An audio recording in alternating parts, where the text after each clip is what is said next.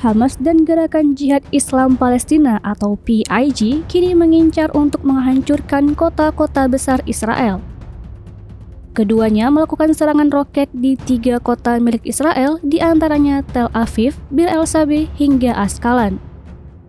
Brigade Al-Qassam sayap militer Hamas mengumumkan bahwa mereka telah melancarkan roket ke arah Tel Aviv dan Bir El-Sabeh.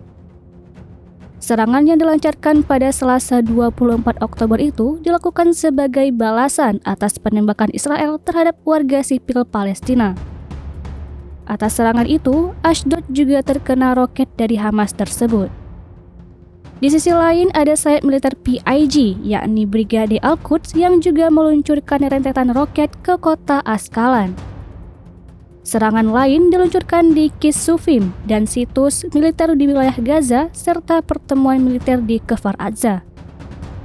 Sementara itu, tentara Israel mengonfirmasi bahwa serangan roket intensif menargetkan Greater Tel Aviv dan kota-kota yang membentang ke utara, timur, dan selatan.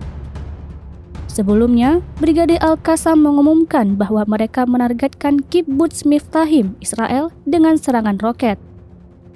Sayap militer Hamas itu terus menyerang posisi musuh dan berkumpul dengan mortir kaliber berat.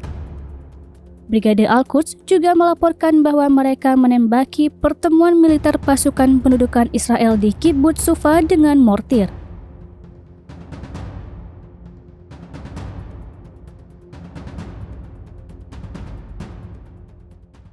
Download Tribun X sekarang, menghadirkan lokal menjadi Indonesia.